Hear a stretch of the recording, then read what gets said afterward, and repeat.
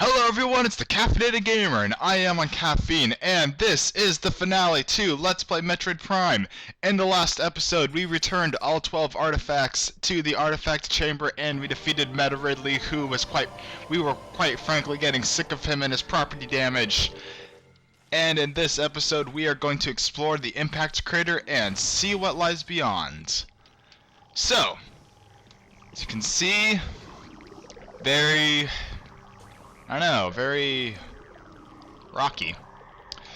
But that orange Phazon, despite me having the Phazon suit on, it's dangerous to me.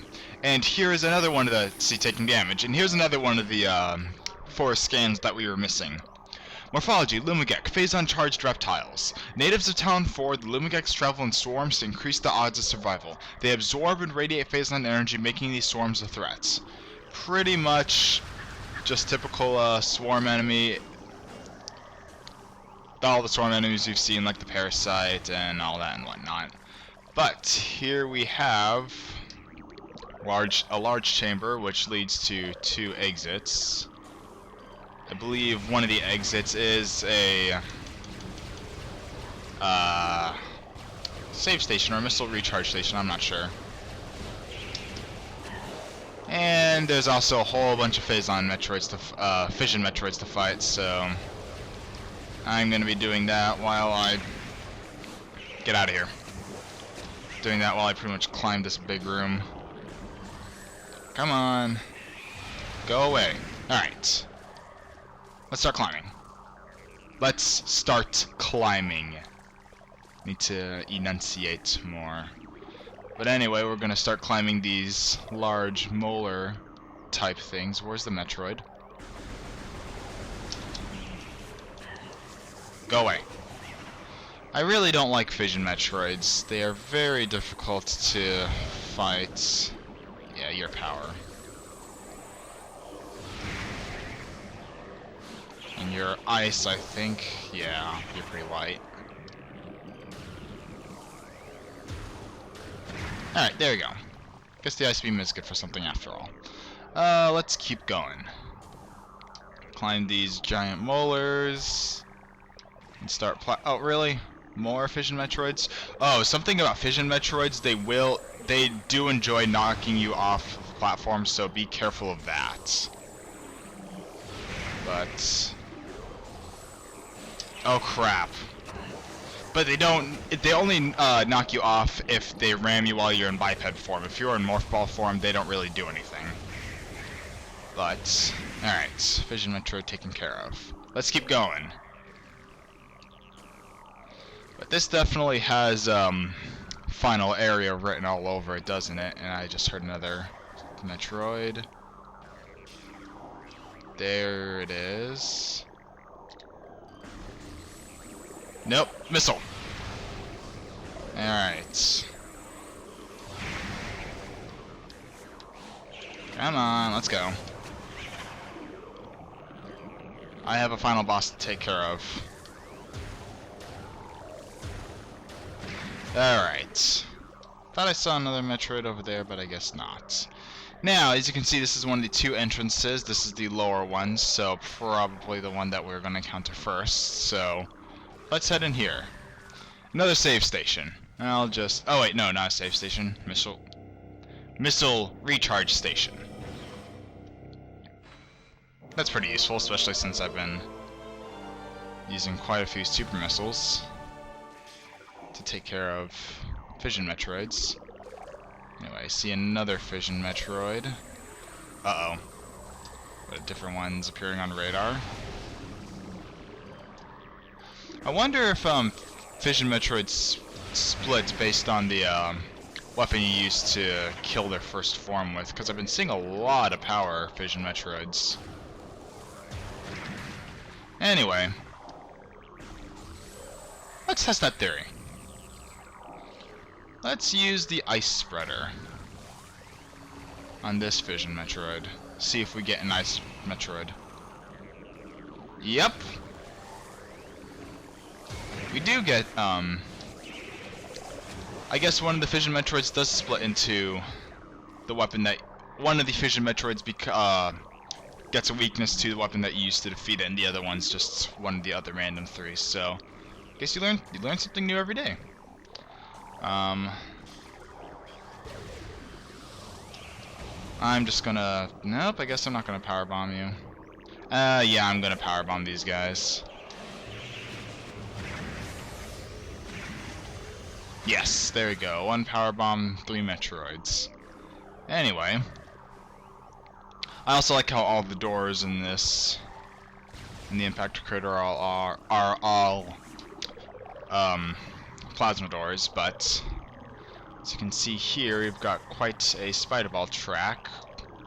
It's basically just bomb and make sure you don't fall in, because you'll take a lot of damage. But with that, we have a cutscene.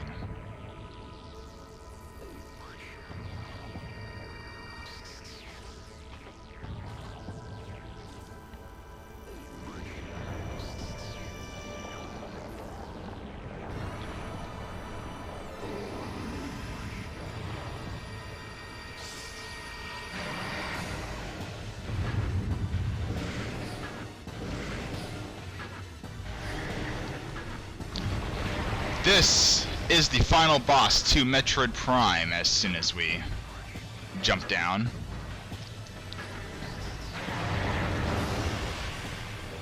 Metroid Prime itself. Title drop. Morphology: Metroid Prime, highly evolved phazon producing life form. The aberration known as Metroid Prime is the source of phazon, making it immensely powerful. A genetic flaw makes it susceptible to certain weapons for brief periods. Only its head is truly vulnerable, other attacks are a nuisance. Offensively, Metroid Prime has a number of natural and mechanical weapons at its disposal. These include ultra-frigid breath, multi-missiles, snare beams, and particle wave projectors. Its massive strength and barbed carapace make it lethal in melee combat.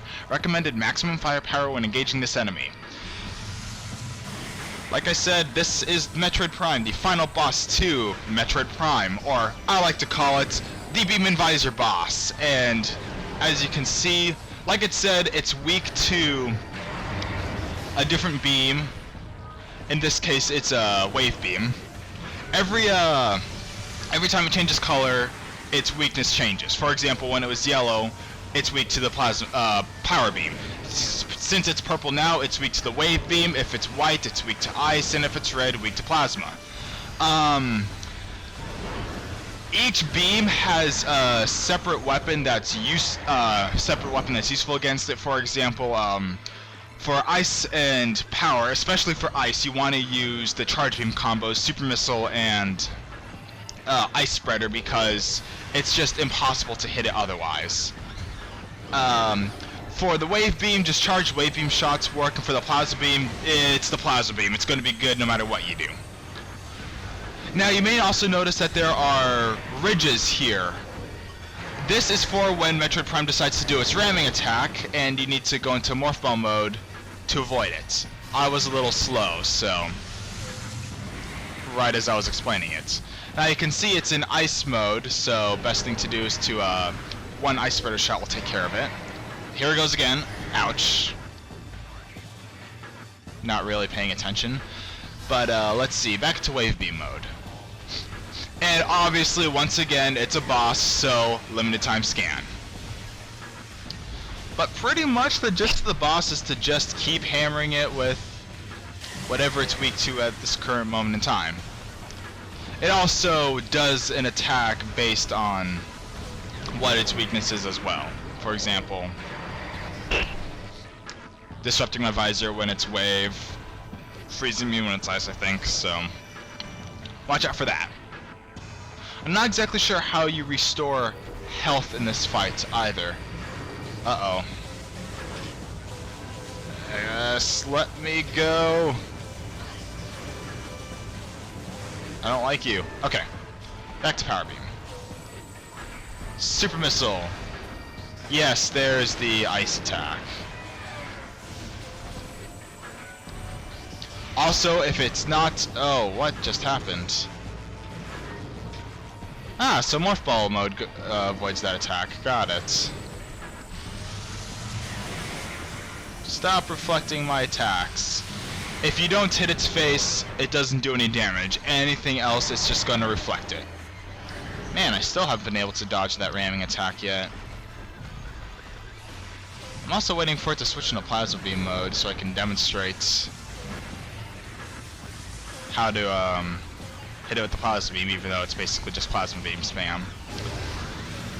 But pretty much, this is all you have to do so far, and I believe this is how you restore health. These little projectiles that's shooting at you. Which I need because I'm taking quite a bit of damage. Alright. Nope, nope, nope. Ouch. I will dodge one of those attacks during this fight. Maybe. So, back to Ice Beam now.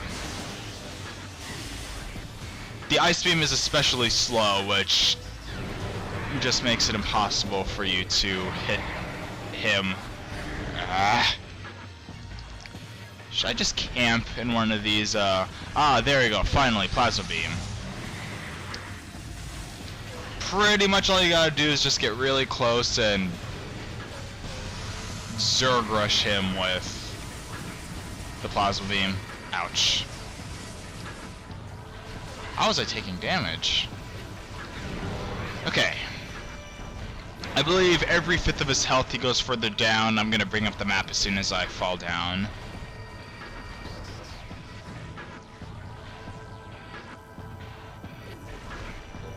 Yeah, as you can see, we're in a bunch of individual sub-chambers.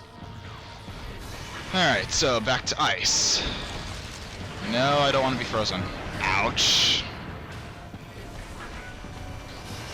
Right as I launch it, he changes. Come on, open up. There we go. Other than that, though, he really isn't that hard of a boss. His attacks are easily dodgeable. There we go. That's how you avoid that, finally. Alright, back to Wave Beam. Very good. Wave's easy.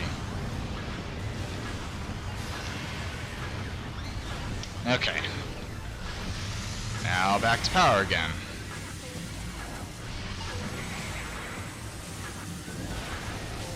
I don't want to get those power-ups, but they're really far away.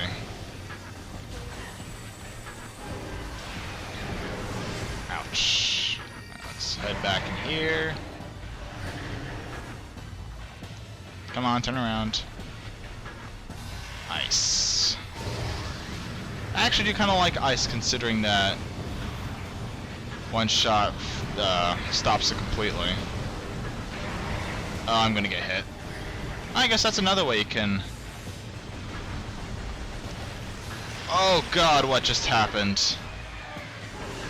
Guess that's another way you can avoid his ramming attacks, just by going to the very side. But as you can see, we are just about done with phase 1 as soon as he takes like 1 more HP of damage. Come on. Alright, we finally downed him. As he tumbles into this hole, and we're gonna follow him, naturally.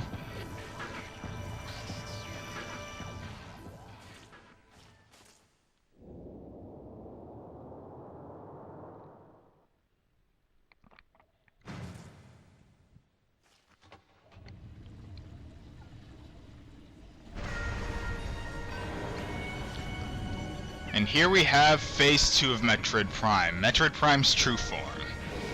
He's ditched his shell, and now we see his true self. And here is the final scan of the game. Remember, Metroid Prime is 2 parts.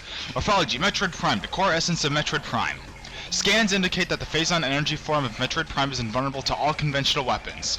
Only attacks from a Phazon-fused arm cannon will damage it. It generates pools of Phazon when it attacks. Use these to fuel your suit's Phazon weapon system. The entity can also assist Metroids to assist it in battle, rendering itself invisible when it does so.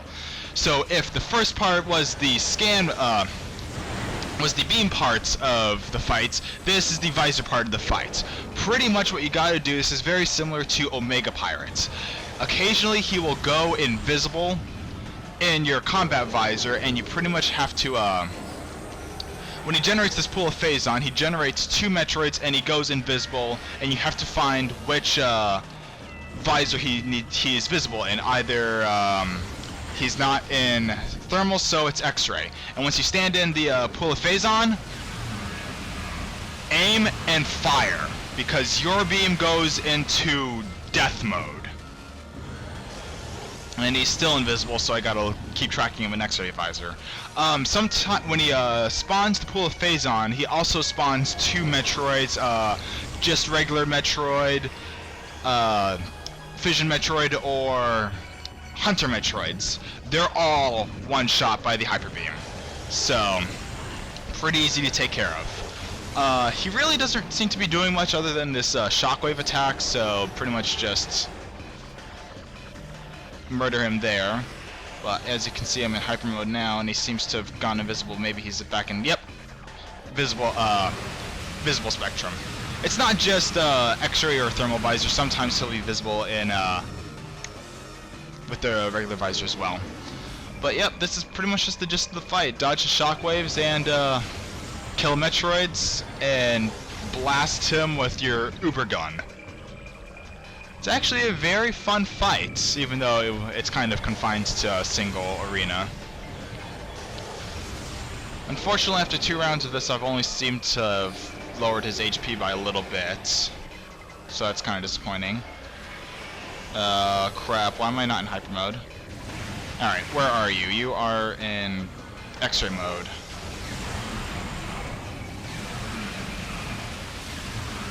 Die. Alright, so the Metroids also are your source of regen in this fight. It also doesn't matter what beam you use while you're in a pool of Phazon either. Power or plasma doesn't really matter. You don't have a charge beam, you just pretty much doesn't matter what weapon you use. I believe he also seems to be cycling between X-ray, thermal, and combat in that order, so I think that's a pretty good that might be the pattern. It might not be random, which is kind of disappointing. I would hope it would be random. Come on, spawn a pool of Phazon already.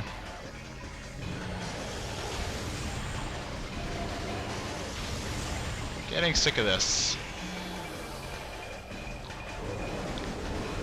Will you do something already?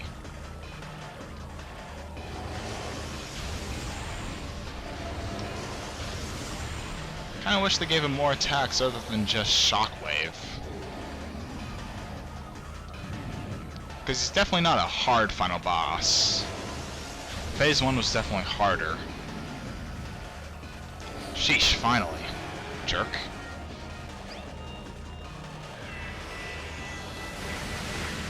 Alright. Murder time. And it's also giving me all those useful missiles. Missiles just don't do anything in this fight, unfortunately. But probably like 4 or 5 more rounds of this and he should go down. Don't really have much else to say because... keep going to scan visor and I mean to go into combat visor mode. Really isn't much else to say though. It's really just cycle between the visors, keep an eye on them, and wait for him to drop a pool of Phazon. So what I think I'm going to be doing is I'm just going to be cutting towards every time he drops a pool of Phazon, and every time he drops a pool of Phazon, cut to that, and then just skip dodging the attacks because you've seen how to dodge his attacks. Alright, so see you at the next Phazon pool.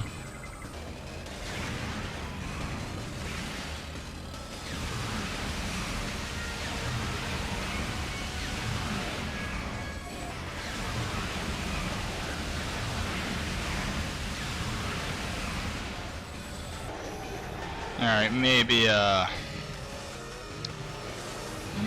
one more round or two. Come on, get back here.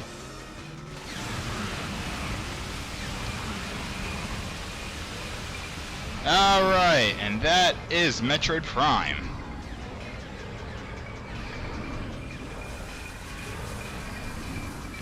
Now, there's something to of note right now. I mentioned way back in the beginning that there was a oddity about the Metro tradition of escaping after you defeat the final boss. Well, unfortunately, Retro Studios didn't have time to implement it after Metroid Prime, so they really only had the one at the beginning after you beat the Parasite Queen, which wasn't really all that tense. It was just basically run away. You had 7 minutes when that was more than enough time. But also in traditional Metroid tradition, there's 3 endings depending on your item collect percentage. But in this case, it's not different endings, it's just where the endings cut off. For example, the first ending, 0 to 75% of 74% of items collected, cuts off right here, where she removes her helmet. This region is the 75 to 99% area, and that ending is going to cut off in a little bit. I'll point out when.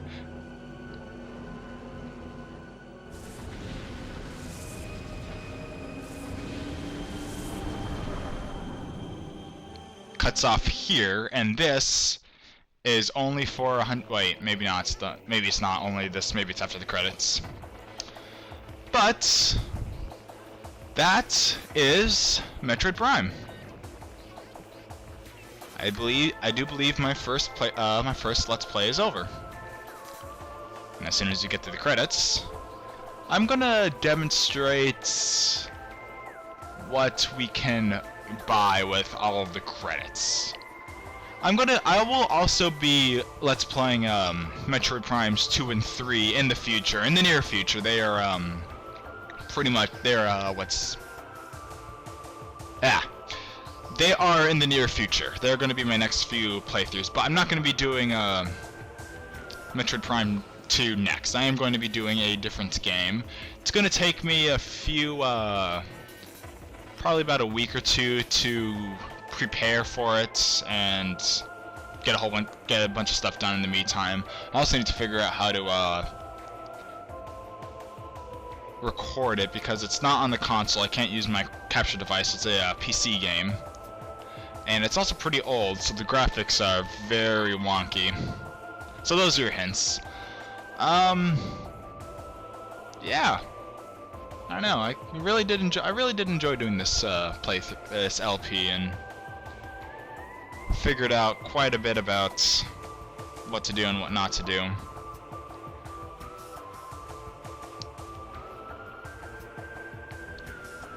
Of course, now we have to wait for the credits to end, so I'll probably just cut to the end now and get to the final end part of the ending, so see you in a bit. Alright, so we're pretty much at the end of the credits now, and we're going to be seeing the super special secret ending. And once again, a Metroid tradition. Oh, I guess it isn't this. I guess it isn't this time around. Oh, whatever. But here we go. This is maybe not. But percentage complete, 100%. Total time, 10 hours and 44 minutes. Hyper mode, difficulty active, which is basically hard mode. Is this gonna be the ending? Yes, it is, finally. This is only for if you get 100% completion of items, I believe. Scans are irrelevant in all of the endings.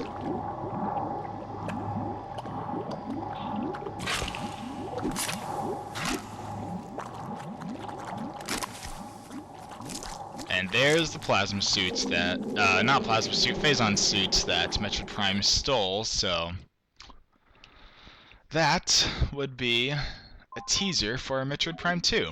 And I am going to save because I am pretty much done with this file. I already have all the medals, so let's explore the medals now, shall we? And that'll be pretty much the only post-game that I'll get into Metroid Prime, because there really isn't much.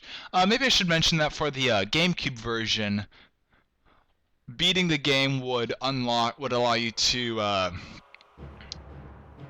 connect Metroid Fusion to Metroid Prime, and you get I think you got 2 bonuses. I remember one of them was the Fusion Suit bonus, which is pretty cool, and you would also unlock the original Metroid to be able to be played. But, so we have 10 orange medals and 16 silver medals. Let's see what we've got. We've got a whole bunch of gallery art, which was also unlocked in the GameCube version. A lot of the things that you can purchase at the end of Metroid Primes 1 and 2 are stuff that you unlocked in the GameCube versions of both of those games. So that's pretty neat that they allowed you to do that. But I don't really feel like going through the galleries. Doesn't seem worth it. These are where the last 2. Well, let me get the fusion suit and.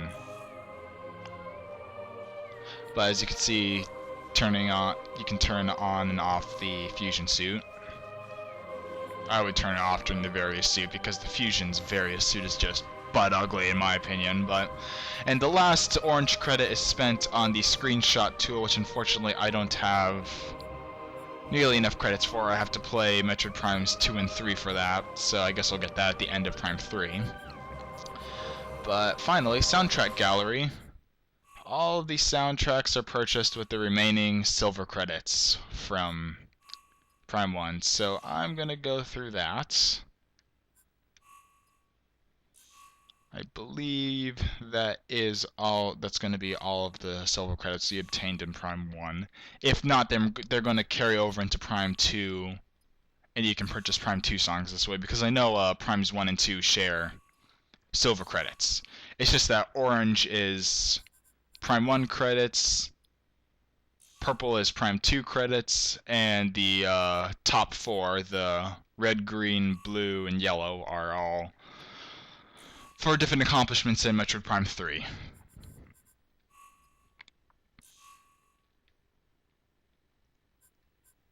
Alright, let's finish this off. Yeah, I see, for silver credits and for former songs you have to buy, well now 2.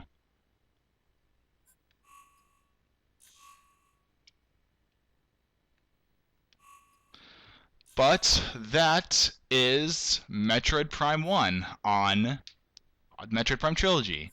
So thank you for watching my Let's Play of Metroid Prime 1, and I will see you with my next Let's Play. See you then.